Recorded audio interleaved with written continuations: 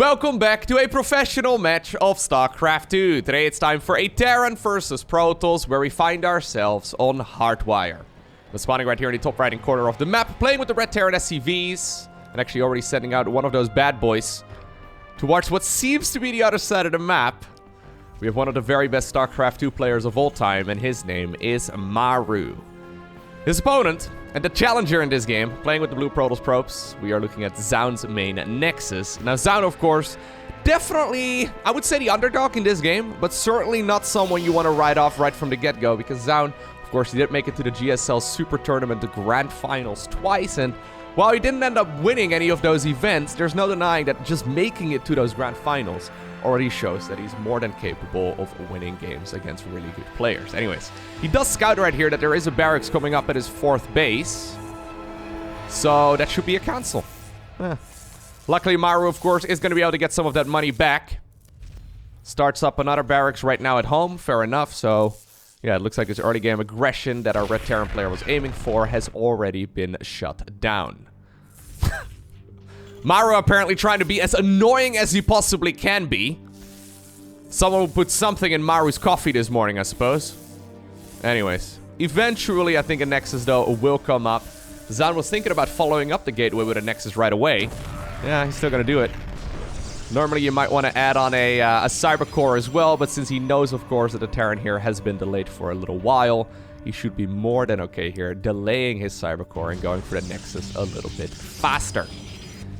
Alrighty, well, Command Center still building right here for Maru on the low ground as well.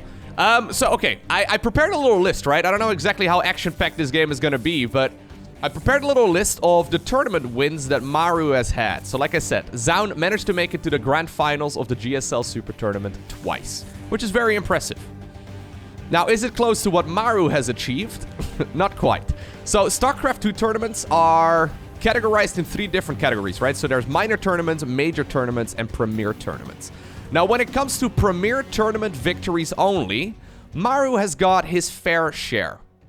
So he won DreamHack Last Chance 2022, DreamHack Winter Season, or DreamHack Winter Season Finals 2021, the King of Battles, GSL Super Tournament 1 in 2020, GSL Code S Season 1 2019, GSL Code S Season 3 2018, GSL Code S Season 2 2018, GSL Code S Season 1 2018, WESG 2017, SSL Season 1 2015, OSL in 2013, and basically what I'm getting at is that Maru has done very well for himself over the course of the last decade or so.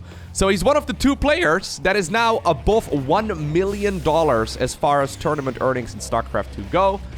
So he's sitting at $1,005,779. There you go. It's very precise.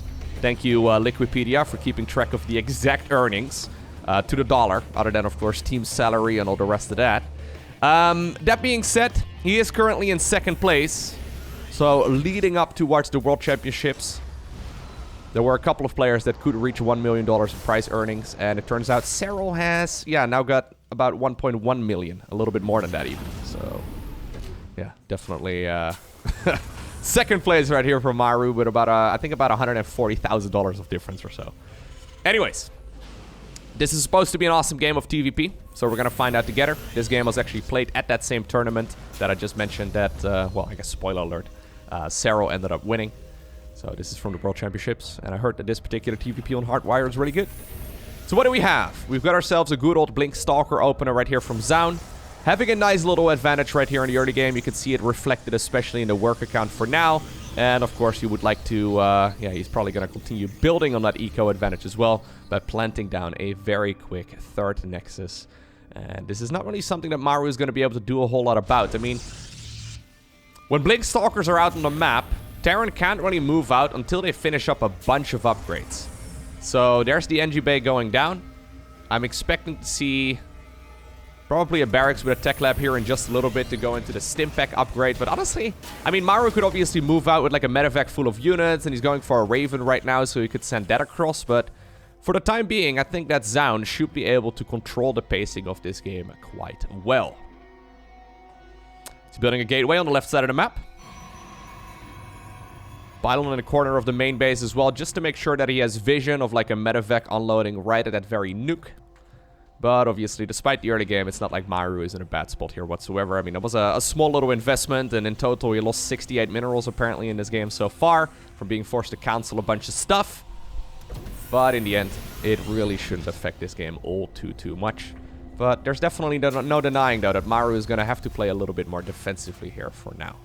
Alright, so there's Stimpak, there's Combat Shield, and there's also the +1 infantry weapons. Yeah, so until those upgrades are done, Zoun has got all the time in the world, right? Until those upgrades are done, so he doesn't have that much time. He's got about a minute. A minute of time in the world. There you go. He's got a little bit of time to dictate what he wants to go for, and apparently it's going to be the Templar Archives. So I guess he's going to go straight into Storm. Yep, there it is. Not a cheap upgrade. Definitely also takes a while to finish. But I think he's reading this correctly. Oh, the Raven. Okay, Raven was very far forward right there. Always a little bit dangerous. As long as he finishes up Storm in time, I think he should be a-okay. Should probably also warp in a couple of High Templar, though. Because, I mean, Kydarian Amulet has been removed from the game since, like, 2010. Believe it or not, once upon a time there was an upgrade you could get. I mean, you can still get it, I think, in StarCraft 1. But once upon a time there was an upgrade you could get that basically allowed the High Templar to spawn with enough energy for a Psionic Storm, you know, as you warp them in. So you could basically warp in High Templar reactively and then instantly storm the opponent. Turned out to be a little bit too good in StarCraft 2. Anyways, Zoun knows that he's on a timer, though, because Maru is not going to be sitting back at home here the entire game long. One Stalker goes down. Gotta be very careful. If you lose a couple Stalkers here, that advantage you've built can very easily be negated. Charge is gonna finish up soon. Looks like 5 Zealots are planning on going in for a run-by. We've got 2 High Templar with energy. 1 Archon here coming up as well, so the 2 High Templar are currently inside of that Prism. Those Storms will have to be on point. Obviously, you could also try and snipe the Raven here or feedback it. Charge is gonna finish up, so these Zealots are gonna start running in. There's a few reinforcing Terran units already, though, so I don't expect them to deal too much damage. Let's pay attention right here to... Oh, I like it. Let's pay attention right here to the Storms. So the War Prism right there did get... what do you call it? Well, it get interrupted, I suppose. Currently, it can't unload, but one of the High Templar already preemptively unloaded. The Interference Matrix, that's what it's called. It's an ability on the Raven. He already prepared for that, though, by unloading one of those High Templar. 6 SUVs go down on the other side of the map. But most importantly here for Zoun, Maru has been deflected with that big timing attack.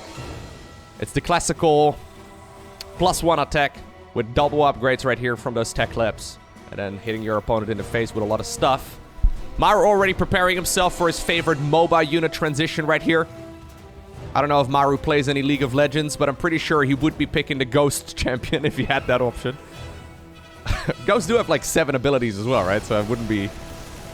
So they have Cloak, they have Snipe, they have EMP, they've got Nuke. Yeah, so they have 4 abilities, I guess. It basically makes them a MOBA unit. Alright, Medevac right here with 4 Widow Mines. Zoun doesn't know where the opponent is at, but apparently his gut instinct is very good and he actually snipes it. That's huge. He does have that Observer right over here, so maybe, I mean, that's a bit of a funky spot right here for the Observer. Maybe Maru just flew that Medevac by and got spotted. Either that or Zoun is just very on point with his very minimal amounts of information. The night is dark and full of Terrans. You never know where they come from. But apparently Zoun did manage to intercept that, and that's actually huge. Yeah, very impressive game so far here by our Protoss. I've seen many games where Maru just absolutely walks over Protoss players, or I guess any StarCraft 2 player in general. And so far, Zoun seems to be, yeah, even a little bit ahead. Alright. Second Robo facility coming up. Robo Bay coming up as well, so soon we're going to see that transition towards either Colossi or Disruptors, or both. Anyways, Enhanced Shockwaves coming up. 3 Ghosts are already being produced. Maru not only playing League of Legends right now, but he's also playing Minecraft, I guess. He's building... he's building a beautiful home for himself. Sprinkling structures around the map. It's great. He might even meet some villagers here in a little bit for trading purposes. Do I sound like a boomer yet? I don't play League. I don't play Minecraft. I just know a little bit of the games, okay? Anyways. I feel like I sound like that dad who's trying to fit in with the cool kids. It's like, hey guys, Minecraft, am I right? What about TikTok, guys? Hello? 2 High Templar in a plane. Going across the map. What are we gonna do? Alright. Luckily, Maru here helping him out, walking through the storm. He probably felt bad for those High Templar. It doesn't really matter too much, of course. It's just gonna soak a little bit of energy out of those medevacs. There's a Colossus. It's actually the 3rd one already coming up. Extended thermal lens about halfway done. Zoun is gonna start chrono boosting that one too. It's gonna be a little while, but this is where the 2nd timing apparently for Maru is gonna hit. Without extended thermal lens, this is gonna be a bit harder though. Yeah, those EMPs do not mess around. There's a huge army right now on the left side of the map as well, though. There's a couple of Widow Mines there ready to intercept this. Also, plenty of units, I think, for Maru to counter that anyways. But apparently Maru looked at that army. He saw the Colossi. Probably didn't realize that they didn't have their ranged upgrade yet. But he recognized that it was going to be very tricky to obtain the victory there. So decided to go back. Dark Shrine comes up. Zoun also double upgrading his own Protoss units here. Alright, now it's his time to get aggressive. He wants to see if he can prevent this 4th base from coming up. Reinforcing Terran units are trying to intercept those zealots. Okay, big storms do land though, despite the amount of ghost here. That's of course where that prism is absolutely amazing. You can keep those units safe for quite some time. Archons right now though taking big EMPs to the face, as does the rest of that Protoss army. Is there enough for Maru to actually keep this CC alive? Well, he does cancel the planetary fortress immediately. Maybe a little bit of a panic right there, right? Immediately does start producing it once again. Does Zoun have enough firepower over here? He's adding on disruptors. Nice. Just enough Vikings right here to kill that prism with 1 volley. Alright, and I think Maru is going to be able to secure the 4th base here eventually. In the meantime, though, Zoun is not slowing down. Hey, accidental. Anyways, he's gone for the 5th Nexus already in the bottom right-hand corner. Maru now just about to finish up the 2-2 upgrades. He's also double upgrading. Cloaking coming up for the Ghosts. And they're right from the get-go. We've got the Shadow Strike research coming up for the Dark Templar. Very expensive, of course. I mean, the Dark Templar, that is. The upgrade, I think, is 100 minerals, 100 gas. It's not too bad. Ooh. Ooh. Okay, nice moves right here by Maru. Pushing back a lot of these units. Zoun definitely has a nice death ball worth of stuff over here, though. Yeah, not really something that Maru can really push into unless he's got a very significant advantage. Zealots immediately going in for the counterattack once more.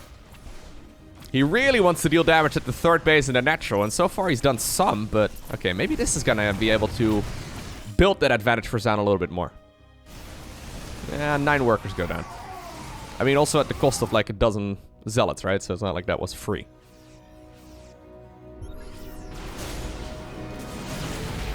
Not really a ramp you can push up into. Alright, here's the Dark Templar. Shadow Strike finishing up in 5 seconds. I think the plan here is to blink on top of the planetary fortress and then kill it right away. This is obviously one of the things that's being addressed with the most up-to-date StarCraft 2 balance patch, at least. Currently, that's what they're planning on changing. There's going to be a 0.75 seconds delay on that blink before the units can actually attack. So you blink in, you have to wait for about a second, and then you can finally start swiping. Anyways, here we go. Blinks right on top of it. Should be able to... you know what? I was going to say, you should be able to kill that, but it does stay alive, and that was awfully expensive right there for Zoun. That is 10 Dark Templar going down at the cost of basically nothing. I mean, you gotta repair that command center back up to full HP, but that's really about it.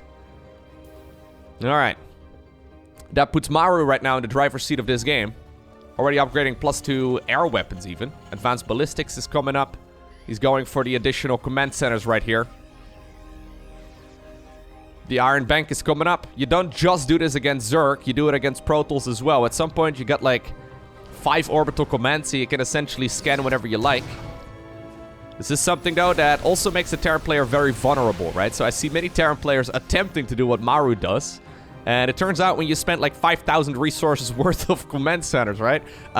It's only gonna pay off if the game goes the distance. So you gotta be very careful. You're not like, okay, I'm maxed out, let me add on a dozen command centers, because then you can just accidentally be destroyed. Anyways, I see it go wrong for many Terran players out there, but Maru, very, very good at it. This one will probably become a planetary, I wouldn't be surprised. Such a nice spot. Okay. Jimmy goes down, Widowmine goes down, Sensor Tower goes down. Apparently we're only dealing damage right now with Purification Novas. Zoun, though, not scared at all, right? To just play a long macro game. Yeah, he's building whatever he can. Happily out-expending a Terran player so far, but the command center count is very large. Now, there is a tactical nuke available. Not a common thing that we see in Terran versus Protoss, but we've been seeing it more and more recently. Yeah, right now, basically, it's the time in the game where Maru has smashed his piggy bank and he's just making whatever he likes. We have the building armor, we've got the medevac boost, we get the high-sec auto-tracking that gives like 1 additional range right here to those missile turrets, but also to the planetary. Now, I don't think that this is going to really achieve all too much, but it's going to make Zoun panic. Do we want to have full visuals? Here we go. Very dramatic. Let's see. Another tactical nuke immediately comes up. +1 flyer attacks also transitioned right now into here by Zoun. That's usually an indication they want to go for a mass Stargate transition, yeah. So there's the fleet beacon, there's the second Stargate. More Dark Templar warped in somewhere as well, but... stealth assassins chasing stealth assassins.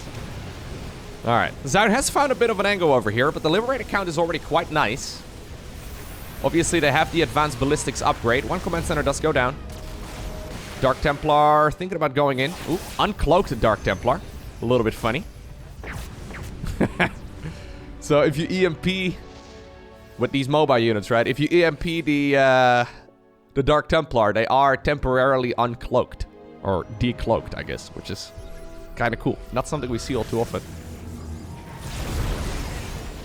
It works on observers and stuff as well. Believe it or not, there are multiple observer skins in the game as well. Once upon a time, you could buy... well, I guess you could still buy them. But there are observer skins that you can purchase. Always seemed a little funny to me. Some of them have a little bit of a different outline, I suppose. Anyways, Tempests coming up. Now, the Tempests, of course, are a direct response right here to those Liberators. You can see Maru is doing some fantastic zoning with those. There's another tactical nuke. This one set up in a slightly more juicy location over here, right? And this is going to be extremely difficult to break. At the same time, I missed it, but apparently there were Dark Templar. Dramatic? Oh no, he cancelled. Never mind. I was hiding my UI and everything.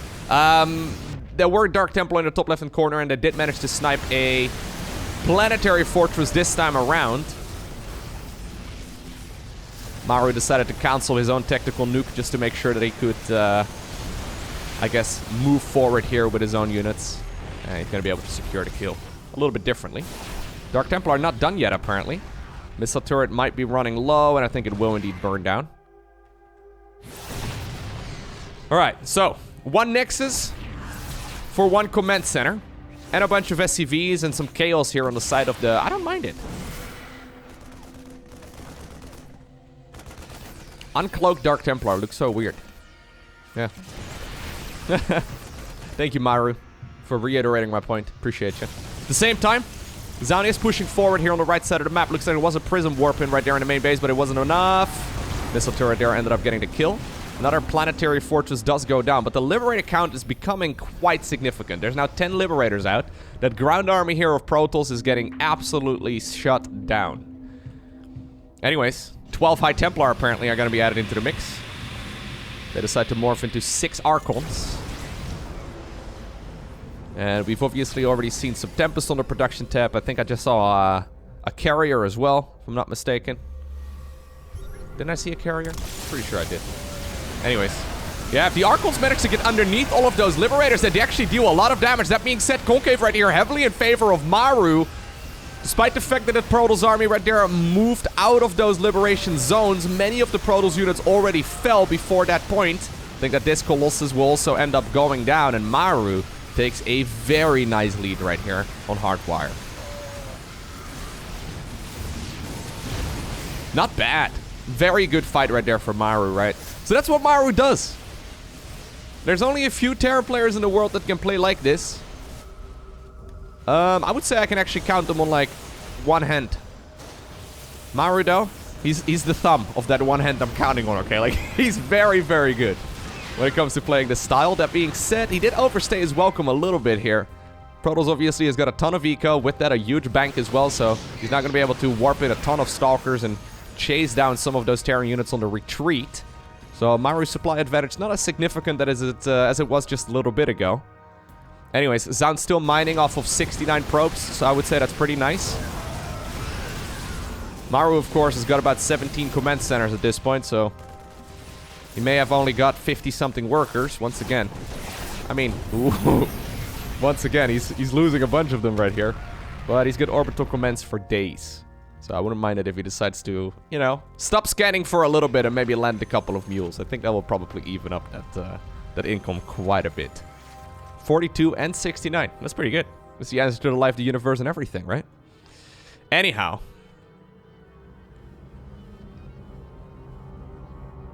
Dark Templar really have become such a core unit over the last year. Like, of all the changes that Blizzard plans on making to the game, I actually think that the Dark Templar one is a little... I don't really like that one too much. I'm a big fan of the DTs. There we go. I mean, basically, right, so like I said, when you first Shadow Strike in, it takes 0.75 seconds until the units can start attacking after the next patch. At least that's what they're intending on doing right now.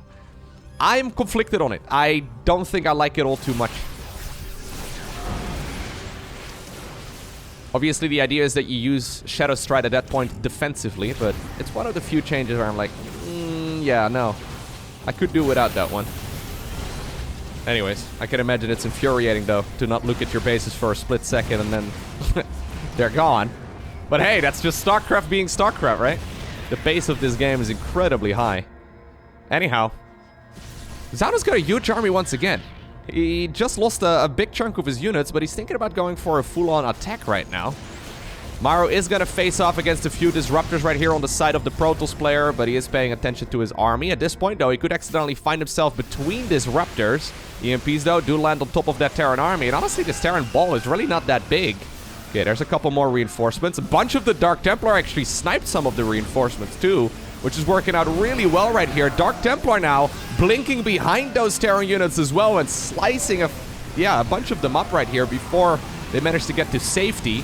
Maru right here sending all of the units that he's got, probably using the all-army hotkey for just a second to bring everything towards the front, but Zoun takes a decisive victory in this fight. Nicely done right here by the Protoss. Yeah, going toe-to-toe with the best Terran player in the world.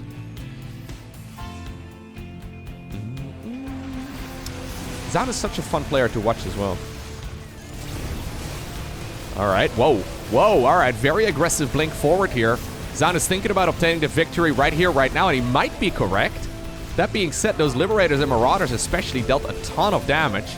Terran reinforcements, though, are coming out of the main base, and you know what? Zoun right now arrives with more and more reinforcements. He's almost doubling the supply here of Maru, and what I thought was a bit of an overextension right there for a second turns out to be a great choice. Today, I want to give a special shout out to the Patreon supporters. Thank you very much for your generosity. If you want to check out some of the perks that I offer over there, head on over to patreon.com/LowkoTV to support my channel directly.